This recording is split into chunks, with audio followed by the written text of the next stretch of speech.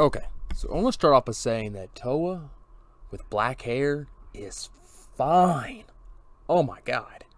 I was already digging Toa, but she looks really, really good with that black hair transformation. I kind of wish that was. I kind of wish she had the black hair and that Setsuna had the silver, white, gray hair. Whew, because dang, Toa with black hair, that's where it's at. Just saying. But, anyways, to the episode. Not a lot, really. I don't want to say not a lot happened. I want to say it wasn't a great episode. It was fine. It was fun. Episode 12 was. We'll get more in episode 13 in a minute. That's where it really goes down. But, we finally get to see the four Perils again. Koton, just chilling out in the cave, bitching and moaning because he got beat. Par for the course with the four Perils. They've all sucked. Even Kotetsu we see in the next episode is also, kind of trash. But yeah, I mean, just lamenting like the fans that have watching them because they all suck ass. But yeah, he gets this demon human fused guy, looks like a fucking spider, come in there to do his dirty work for him because he sucks too much to do it his damn self. And, I do have to say, I still think he's probably the most formidable of the four Perils. Not that that's saying a lot, because as I said, they all kind of suck. But even with Kotetsu, Koten still proved to be the most formidable. But he gets this guy to go do his dirty work for him. And the demons, it is actually pretty cool. Because he releases this demon poison or whatever that starts drying up the nutrients from the land and shit. It's very reminiscent of the Tree of Might from Dragon Ball. I've been seeing a lot of Dragon Ball references in my anime reviews lately. That's kind of funny. But, it soaks up the nutrients and stuff from the plants and the trees and everything, and I assume that he ingests them or whatever. I felt it was a little underpowered. I wouldn't say underpowered, but underperformed with what they could have done with that power. Because you think about it, absorbing the nutrients of the land around you, they could have done some really badass stuff with that. And, it's the new moon, so Toa goes to her black hair form. She loses all her demon powers for the day. And it's mostly just Setsuna trying to chase after, what's his name? I forget the dude's name, the demon guy that they're fighting. Let's call him Poison Spider. How about that? She's chasing after this Poison Spider. Because after Moroha cuts his head off, the head just goes flying. But it's just an illusion because the actual core of the body's the body itself, apparently. And it can keep regenerating heads. And Moroha's like, hey, I can capture you and, keep spinning you as an endless bounty to Jubei. Which I thought was hilarious. Moroha bringing up that, what is it? That comedic relief as usual. That's why most people think she's the best character, and I'd probably tend to agree. I'm a huge Toa fan. That's my girl, but I can't deny that Moroha brings the laughs. She's great. She's kind of like the Joey from Friends, if you know the reference. Just more useful. But anyways, she spends majority of the episode hiding Setsuna away in the cave until Hisui and Kohaku decide to set fire to the forest to burn away the poison and stuff. But coincidentally, that burns away the seal that Moroha had placed hiding them, and they get found out. But by that time, poison's gone.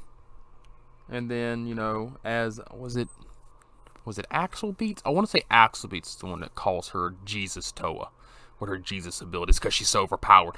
Once again, she saves the day. Par for the course at this point. But it was nice to see Moroha getting to shine a little bit more in this episode, because last episode, Setsuna got a little bit of shine. Well, the last two episodes, she got a little bit of shine. It's nice to see Moroha getting a little bit of shine in this episode, but I still think she's getting shafted pretty hard. I really want to see her get to do some more stuff. Just saying. But the only other thing worth noting in that episode was that Miyoga mentions that certain demons like Naraku are able to like control their ability to transform on the new moon, and that since Miroha is a quarter demon, that it probably doesn't affect her. But he doesn't really offer up much in a way, unless I missed it, explanation as to why Setsuna is unaffected by the new moon transformation. Miroha mentioned something about maybe because a dream butterfly ate her memories or whatever, but why in the hell should that affect your physiological body, unless a dream butterfly is more OP than we actually know? Either that, or since she has black hair, she's more dominantly human than demon. As we see in the next episode, she has some kind of seal that's putting her, I assume, more demon side at bay, and maybe that's why. Because in the next episode, jump cut right quick, Miroku releases a seal on Setsuna's hand, and she gets this scar around her, and she turns more demon vicious looking, and maybe that being sealed away is what protected her from the new moon transformation. Just a thought, not 100% sure, but perhaps. But we go on to the next episode, which is the one that I actually cared about, because we finally get to meet the final, unless I've missed it somewhere down the line, it's already happened. We finally get to see the final of the Four Perils. Toketsu, I think is his name. Is it Kotetsu or Toketsu? I think it's Toketsu. That's what we're going with. Anyways, he's like this giant lizard wolf fucking dude. Goes around eating virtuous monks and shit. So we find out that, he's been eating monks, and that he also has a rainbow pearl, which they still haven't really done anything to say about explaining these rainbow pearls, like where they come from, why are they so powerful. I mean, we know why people want them, because they increase your power, but where do they come from? Am I missing something here? Is it something that was in the manga and I just don't know because I never read the manga in its entirety? I only watched the anime of the original Inuyasha. So am I missing something here, or are you guys in the same boat as me? If I'm missing something, please drop the comment and let me know. But yeah, he goes around, they find out he's going to be eating more monks, so they all go on different plantations. Don't want to say plantations. Different plots of area to protect the monks, the temples. That's the word I'm looking for. And turns out that Hisui has to go with Setsuna and Towa to protect his daddy Miroku. And it's like about time we got to meet another of the legacy characters, especially when it's pivotal, listen to me, pivotal to the original plot as Miroku. So that was really good fan service right there, throwing one of the OGs in there and actually having him be somewhat useful. Not as useful as I wanted him to be, but it kind of makes sense since he doesn't have access to Wind Tunnel anymore. But Hisui's interaction with his dad, complaining because he ran away from a fight he couldn't win, is kind of irritating. It reminds me, and I say it a lot, of the trash adaptation that is Boruto, and how for the longest time he was a little whiny ass with his daddy. Hisui reminded me a lot of Boruto in this episode. Not as bad, and he changed his tune by the end of the episode. It was very fast paced, which I, in this particular situation, was glad for. But it did remind me a lot of that, and it was kind of irritating, because we all know the greatness Miroku's capable of. But yeah, we'll find out Miroku's on this 1,000-day training or whatever, and he's 2 years into it. He's got like 200 days left or something, so he can try to claim divine power, because without his wind tunnel, he notices just how weak and normal he really is. So he's trying to get stronger, which is commendable. Regardless of what Hisui thinks. But yeah, he's spending a lot of time with his family, but they still come visit him. We get to see his daughter. That was pretty cool. I think that's the first time we've seen her since the first episode, if I'm not mistaken. Maybe I'm wrong on that, but I think it's the first time we've seen her fully grown, or quote-unquote fully grown. But that's when, we get to see, Kohaku talking with Moroha, finding out that she's guarding the temple there, and that she gets paid regardless if the demon shows up or not. She just gets extra because that's what she's in for. It is the money, naturally. But, you know, then we cut back to Miroku. We see Koketsu show up and starts fighting them. And the reason I called him like a wolf lizard earlier is because he does this fucking thing where he inhales and breathes out like the big bad wolf from the little pig story, where he literally blows down the fucking little hut that Miroku's been living in. He just blows it down with his breath, and he's able to suck things in and eat them and stuff. And there's a funny little part where he sucks in his tombstone. He's like, I can't eat a Buddhist monk. So that was pretty hilarious. Throwing some shade, or I don't want to say it's throwing shade. It's more like throwing kind of like references to their religions, you know, and it's kind of saying, hey, you know, we're eating monks, but they're not the Buddhist monks. You know, we're not eating the Buddhist monks. We're just eating the non-Buddhist monks or something like that. I just found it amusing. But yeah, you know, they fight him for a while. Miroku's unable to do really anything. He comes up with this idea to throw in some poison. The guy almost eats it, but he doesn't do the job. And then it's just Setsuna and Towa and Hisui just doing their thing, and Miroku trying not to get killed because he hasn't attained his divine power or anything yet.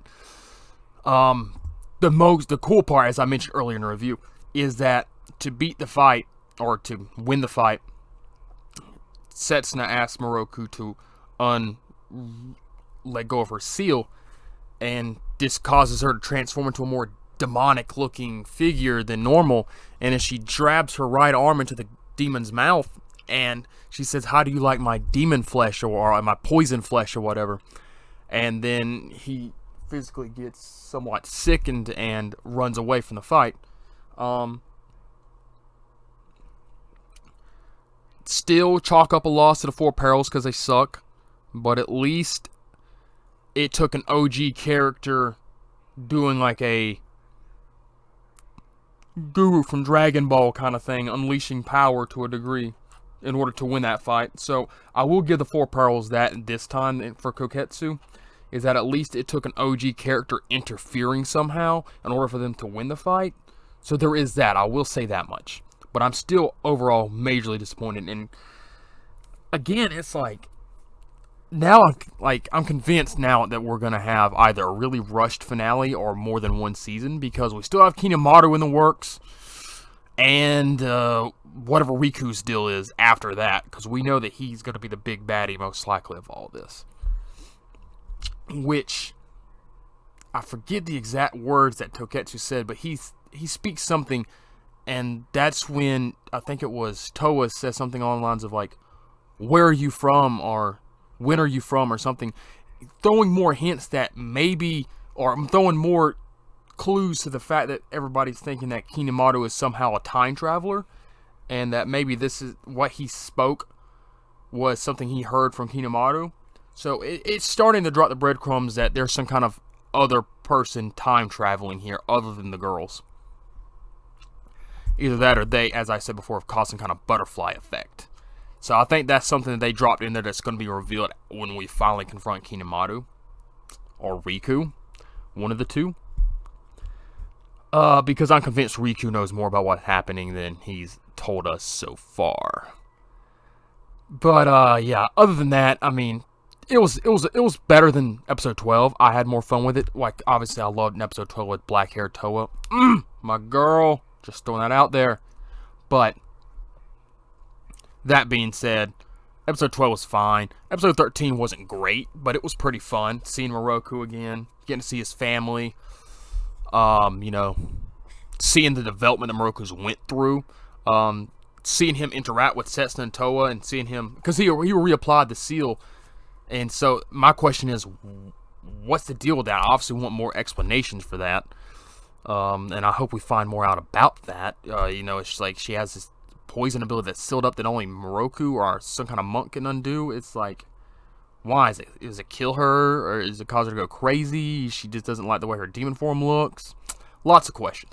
And then Miroku, like, she doesn't remember Miroku when she first sees him. That's akin to the Dream Butterfly. But she later on does remember that it's Miroku. So is she starting to get her memories back? Or is it only selective memories that the Dream Butterfly took away? There's still a lot of questions to be asked and to be answered.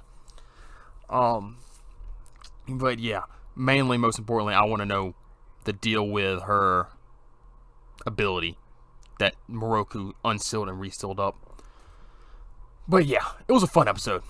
And, you know, two of the four Perils are still alive, so we still have to deal with them before we get to Kinemaru. Swanson's starting to drag on. We'll see where this goes. But yeah, overall, I'm still enjoying it, though. It's still pretty fun. It was nice to see another one of the OG characters interact with them. And I hope to see that Miroku is able to attain some kind of power so he'll be useful later down the road. The missed opportunity here is that he obviously did not make any mention, and maybe he would have if Moroha had shown up, but made no mentions about Kagome or Inuyasha or Sesshomaru and them. So, you know, it's still out there as like, what's going on? Where is, like, we know where Sesshomaru and Rin are, but where's Kagome and Inuyasha at? What has happened to them? Why is the OG not out there, like, breaking down the world trying to find their friends, you know? It's like, I don't know. I'm hoping there's a satisfactory answer to that later on, but we will find out, I would imagine, by the end of this season, because at this point I'm convinced there's going to be a season 2. It's doing great in the ratings. They're starting to drag the story on. So yeah, you know, I would imagine there's going to be a season 2.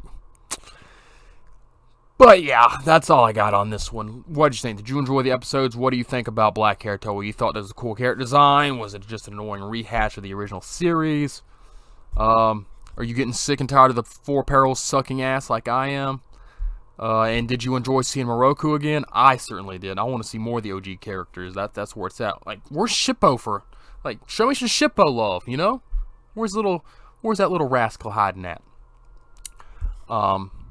And then what do you think about Setsuna little sealed up poison ability or whatever? Do you have any theories on that? There's something I missed. You know? And then what do you think's happening with the OG characters? Why is nobody mentioning Inuyasha and them? Especially when they're seeing especially Shomer, he's seen both their daughters, but he doesn't even make a mention of them. Though he is surprised to see them. So he obviously recognizes them. So yeah, that's some pretty big questions I want answers to. Whatever your thoughts are, you know, drop them down below. Leave a comment, subscribe, and we'll see you in the next one.